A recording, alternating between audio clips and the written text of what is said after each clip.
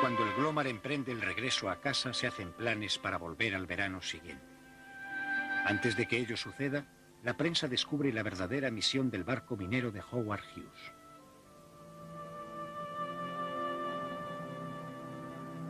A pesar de haber realizado en parte su misión, toda esta fabulosa tecnología del Glomar no sirvió para nada más.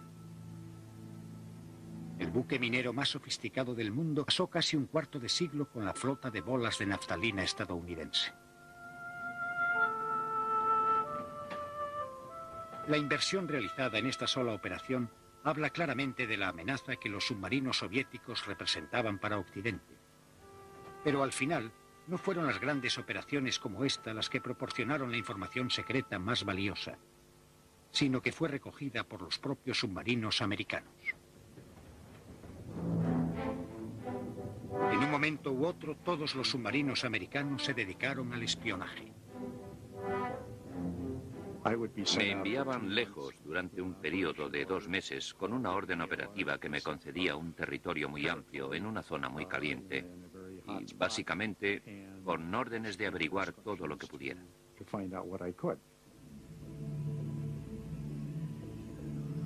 Lo que podía significar escuchar las transmisiones radiofónicas de la flota soviética, observar y fotografiar los ejercicios navales soviéticos.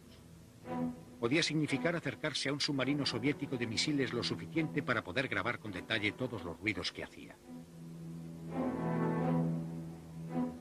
Aquellos ruidos distintivos permitían a los sonares americanos no solo encontrar un submarino enemigo, sino también identificar a menudo una nave concreta.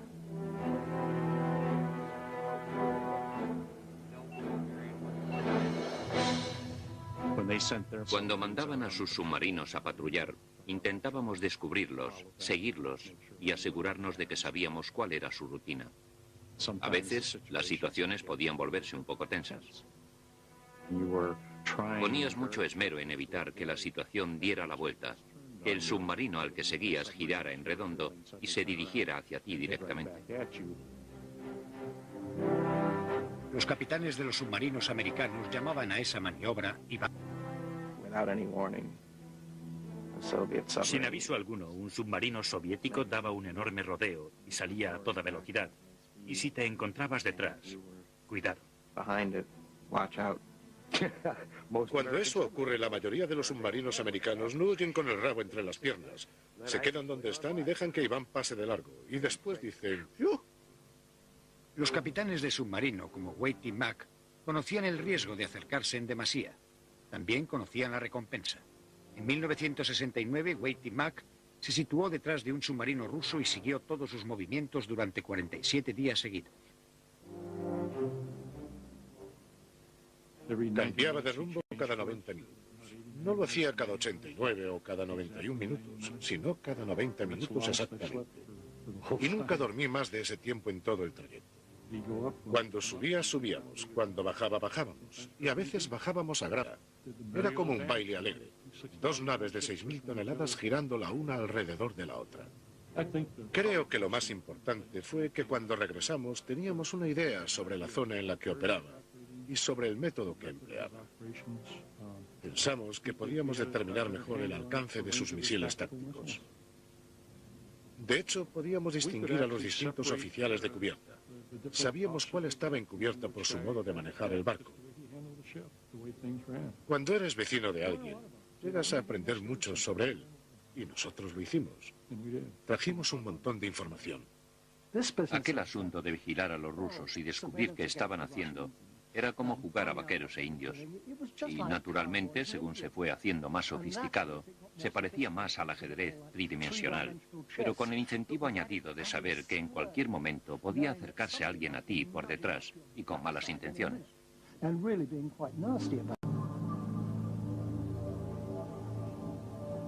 A veces, espiar al otro bando llevaba a los submarinos a lugares en los que no deberían estar, hecho que ambos bandos niegan oficialmente hasta la fecha. Nuestro submarino, y ese lo nuclear, nunca Nunca entró en aguas territoriales americanas. Teníamos órdenes estrictas de no acercarnos a más de 80 kilómetros. Las órdenes eran muy claras. No entrará sin permiso. ¿Y se infringieron alguna vez esas órdenes? No puedo responder a esa pregunta. Tal vez logre que le conteste a alguien de la Marina de los Estados Unidos. Yo no puedo. Debería dejarlo en...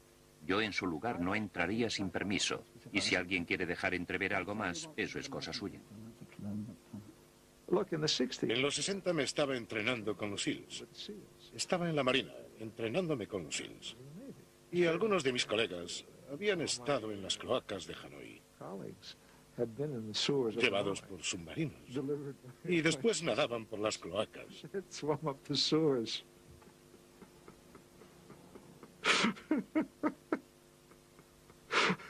¿Se pueden acercarse mucho? Pues pueden acercarse mucho. De hecho, submarinos americanos especialmente equipados, como el USS Halibut, violaron repetidamente las aguas territoriales soviéticas. Iban allí atraídos por la presencia de cables militares de comunicación submarina. Los militares soviéticos, ingenuamente, enviaban gran parte de su información por cables que iban en círculos a través de las aguas relativamente poco profundas de su periferia. Y porque eran supuestamente inalcanzables, y porque no estaban a la vista ni se conocían, pasaban por ellos todo tipo de comunicaciones que no estaban cifradas. Durante buena parte de la Guerra Fría, los submarinos espía colocaron y retiraron aparatos de grabación de los cables militares rusos de las costas al norte y al este de Rusia.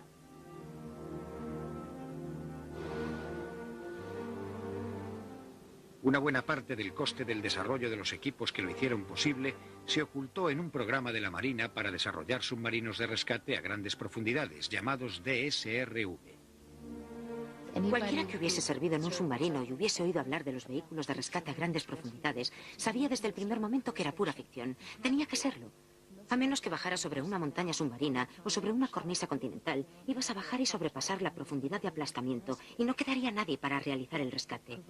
Pero proporcionó una tapadera perfecta para crear todo un juego de tecnología que se utilizaba para espiar. Ahí fue a parar el dinero. Ahí fue a parar la energía. Algunos creían que los propios submarinos de rescate eran reclutados ocasionalmente para el espionaje. Como sabemos, se tardaba mucho en construir los DSRV.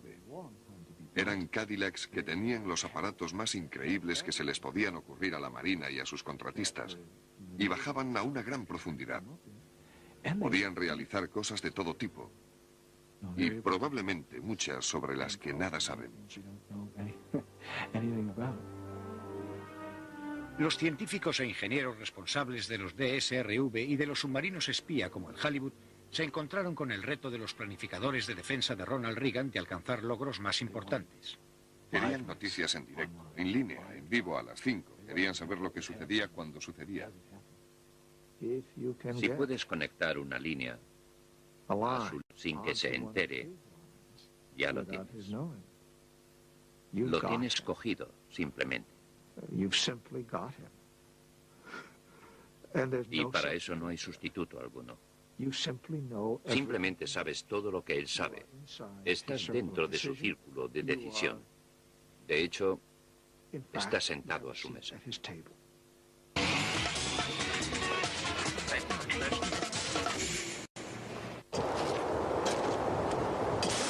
Especialmente para enterrar un aparato de escucha en el lecho marino por debajo del cable de comunicaciones soviético. Podían subir el cable e inspeccionarlo. Estaría totalmente limpio. Volverían a tenderlo y volvería a caer sobre el aparato de escucha. De aquella fuente podías tender un cable de unos 2000 kilómetros hasta el marino de Groenlandia, desde donde la información llegaría a Washington vía satélite. Y estarías escuchando en directo toda la actividad de la Flota del Norte. Y la Flota del Norte participaría en cualquier escenario de una tercera guerra mundial. Así que en realidad recibirías un aviso anticipado de la lucha magna. Para ello fue necesario un enorme desarrollo de nueva tecnología y, por supuesto, el gasto de ingentes cantidades de dinero. Debió de ascender todo a unos 3.000 millones de dólares. Barato. Para los resultados previstos iba a resultar barato. Tenía la prioridad más alta y el mayor presupuesto dentro del presupuesto de espionaje de la administración Reagan. Se gastaron en ello unos 1.000 millones de dólares y entonces se perdió todo por culpa de un hombre, Pelton. Ronald Pelton era un analista que trabajaba en la Agencia de Seguridad Nacional de los Estados Unidos y que fue condenado por espiar para el KGB. Una de las operaciones que puso en peligro fue la de pinchazo de líneas. La Unión Soviética dependía mucho de los espías bien situados como Pelton. Dado el carácter cerrado de la sociedad soviética, aquel modo de obtener secretos militares era mucho menos productivo para Occidente.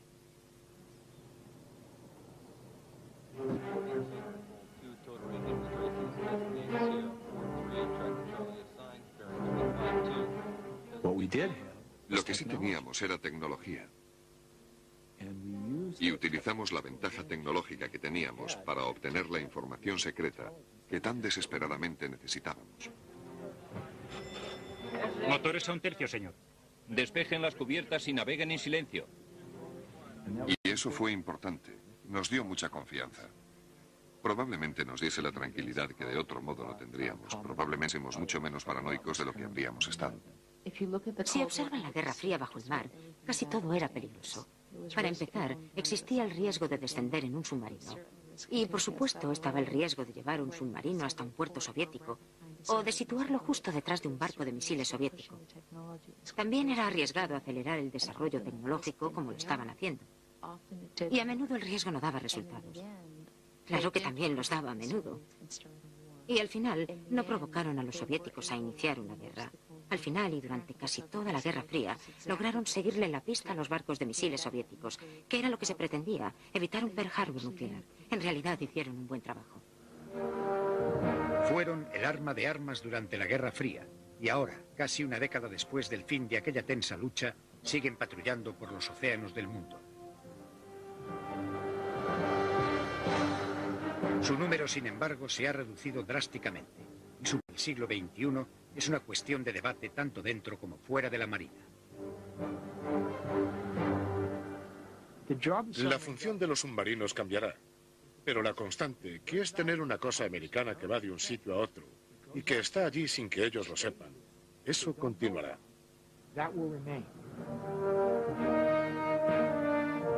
Sea cual sea la función a desempeñar por los submarinos en años venideros, la tecnología de vanguardia tendrá sin duda una parte importante en ella. Y cuando esa nueva tecnología se lleve al fondo del mar, habrá peligro. Muchas vidas dependerán de lo que se haya aprendido del pasado.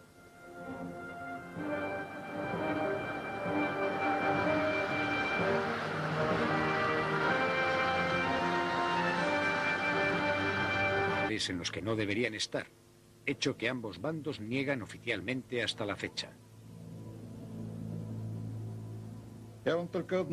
Nuestro submarino, diéselo nuclear, nunca entró en aguas territoriales americanas. Teníamos órdenes estrictas de no acercarnos a más de 80 kilómetros. Las órdenes eran muy claras. No entrará sin permiso. ¿Y se infringieron alguna vez esas órdenes? No puedo responder a esa pregunta. Tal vez logre que le conteste a alguien de la Marina de los Estados Unidos. Yo no puedo. Debería dejarlo en... Yo en su lugar no entraría sin permiso. Y si alguien quiere dejar entrever algo más, eso es cosa suya. En los 60 me estaba entrenando con los SEALs. Estaba en la Marina, entrenándome con los SEALs.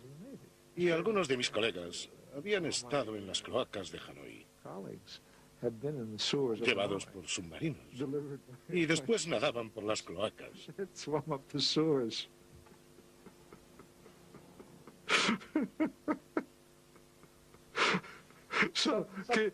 pueden acercarse mucho, pues pueden acercarse mucho. De hecho, submarinos americanos especialmente equipados, como el USS Halibut, violaron repetidamente las aguas territoriales soviéticas. Iban allí atraídos por la presencia de cables militares de comunicación submarina.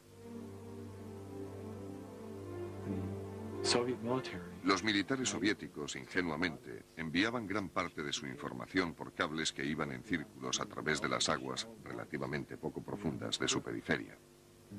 Y porque eran supuestamente inalcanzables, y porque no estaban a la vista ni se conocían, pasaban por ellos todo tipo de comunicaciones que no estaban cifradas. Durante buena parte de la Guerra Fría, los submarinos espía colocaron y retiraron aparatos de grabación de los cables militares rusos de las costas al norte y al este de Rusia.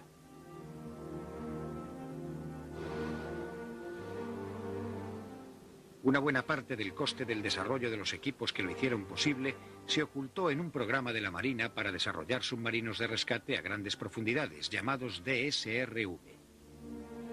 Cualquiera que hubiese servido en un submarino y hubiese oído hablar de los vehículos de rescate a grandes profundidades, sabía desde el primer momento que era pura ficción. Tenía que serlo. A menos que bajara sobre una montaña submarina o sobre una cornisa continental, ibas a bajar y sobrepasar la profundidad de aplastamiento y no quedaría nadie para realizar el rescate. Pero proporcionó una tapadera perfecta para crear todo un juego de tecnología que se utilizaba para espiar. Ahí fue a parar el dinero. Ahí fue a parar la energía. Algunos creían que los propios submarinos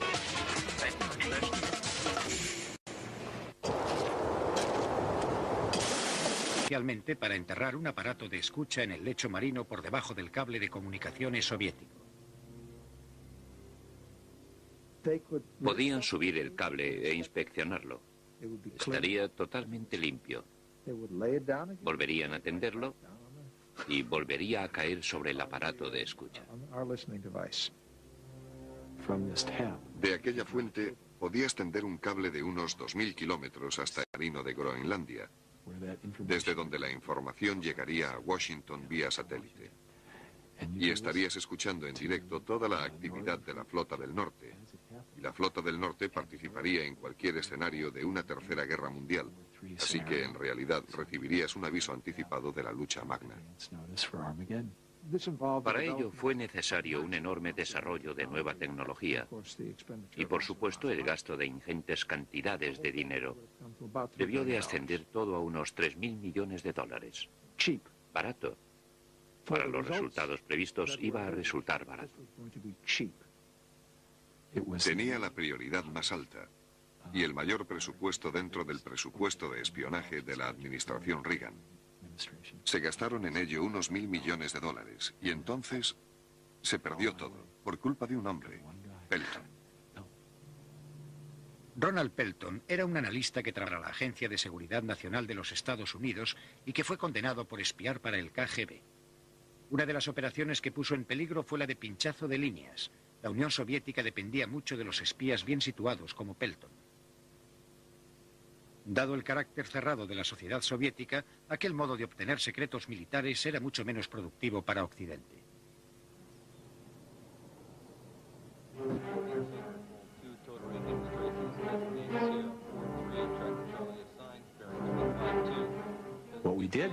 Lo que sí teníamos era tecnología.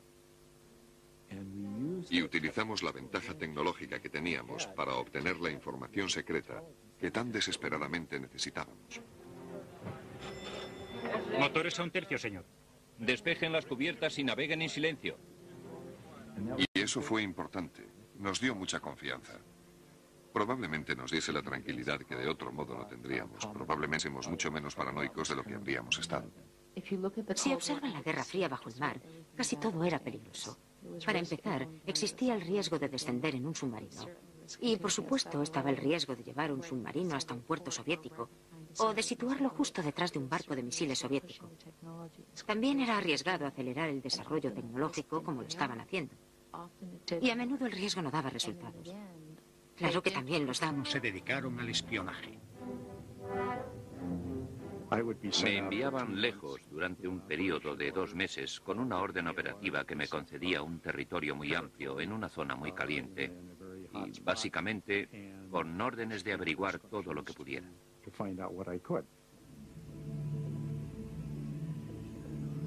Lo que podía significar escuchar las transmisiones radiofónicas de la flota soviética, observar y fotografiar los ejercicios navales soviéticos. Podía significar acercarse a un submarino soviético de misiles lo suficiente para poder grabar con detalle todos los ruidos que hacía. Aquellos ruidos distintivos permitían a los sonares americanos no solo encontrar un submarino enemigo, sino también identificar a menudo una nave concreta.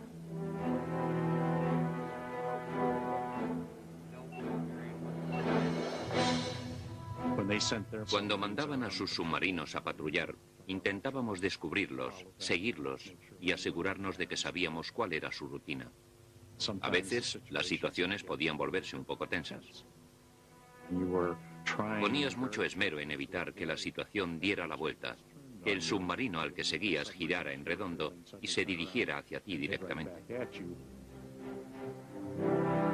Los capitanes de los submarinos americanos llamaban a esa maniobra y Sin aviso alguno, un submarino soviético daba un enorme rodeo y salía a toda velocidad. Y si te encontrabas detrás, cuidado. Cuando eso ocurre, la mayoría de los submarinos americanos no huyen con el rabo entre las piernas. Se quedan donde están y dejan que Iván pase de largo. Y después dicen... ¡Yuh! Los capitanes de submarino, como Wade y Mack, conocían el riesgo de acercarse en demasía. También conocían la recompensa. En 1969, Wade y Mack se situó detrás de un submarino ruso y siguió todos sus movimientos durante 47 días seguidos. Cambiaba de rumbo cada 90 minutos. No lo hacía cada 89 o cada 91 minutos, sino cada 90 minutos exactamente. Y nunca dormí más de ese tiempo en todo el trayecto. Cuando subía, subíamos. Cuando bajaba, bajábamos. Y a veces bajábamos a grava. Era como un baile alegre. Dos naves de 6.000 toneladas girando la una alrededor de la otra. Creo que lo más importante fue que cuando regresamos teníamos una idea sobre la zona en la que operaba y sobre el método que empleaba. Pensamos que podíamos determinar mejor el alcance de sus misiles tácticos. De hecho, podíamos distinguir a los distintos oficiales de cubierta. Sabíamos cuál estaba encubierta por su modo de manejar el barco. Cuando eres vecino de alguien, llegas a aprender mucho sobre él y nosotros. Pero al final, no fueron las grandes operaciones como esta las que proporcionaron la información secreta más valiosa, sino que fue recogida por los propios submarinos americanos. En un momento u otro, todos los submarinos americanos se dedicaron al espionaje. Me enviaban lejos durante un periodo de 2 meses con una orden operativa que me concedía un territorio muy amplio en una zona muy caliente y básicamente con órdenes de averiguar todo lo que pudiera.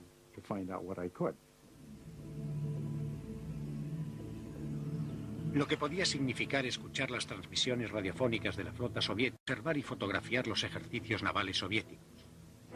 Podía significar... Los capitanes de los submarinos americanos llamaban a esa maniobra y... Sin aviso alguno, un submarino soviético daba un enorme rodeo y salía a toda velocidad. Y si te encontrabas detrás, cuidado. Cuando eso ocurre, la mayoría de los submarinos americanos no huyen con el rabo entre las piernas. Se quedan donde están y dejan que Iván pase de largo. Y después dicen... ¡Yuh! Los capitanes de submarino, como Wade y Mack, conocían el riesgo de acercarse en demasía. También conocían la recompensa. En 1969, Wade y Mack se situó detrás de un submarino ruso y siguió todos sus movimientos durante 47 días seguidos. Acercarse a un submarino soviético de misiles lo suficiente para poder grabar con detalle todos los ruidos que hacía. Aquellos ruidos distintivos permitían a los sonares americanos no solo encontrar un submarino enemigo, sino también identificar a menudo una nave concreta.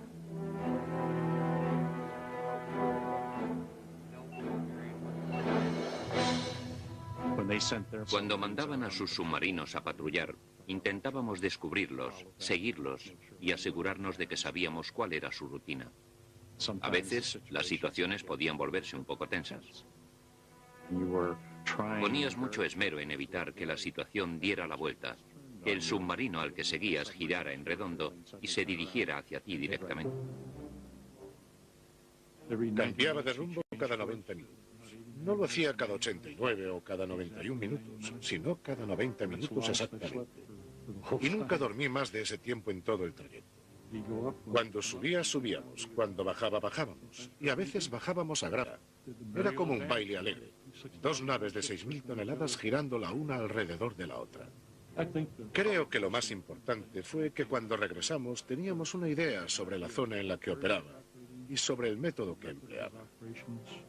Pensamos que podíamos determinar mejor el alcance de sus misiles tácticos. De hecho, podíamos distinguir a los distintos oficiales de cubierta. Sabíamos cuál estaba encubierto por su modo de manejar el barco.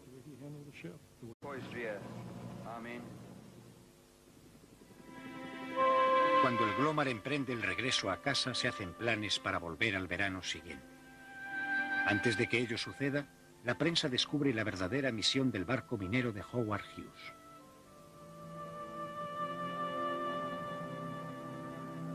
A pesar de haber realizado en parte su misión, toda esta fabulosa tecnología del Glomar no sirvió para nada más. El buque minero más sofisticado del mundo pasó casi un cuarto de siglo con la flota de bolas de naftalina estadounidense. La inversión realizada en esta sola operación habla claramente de la amenaza que los submarinos soviéticos representaban para Occidente.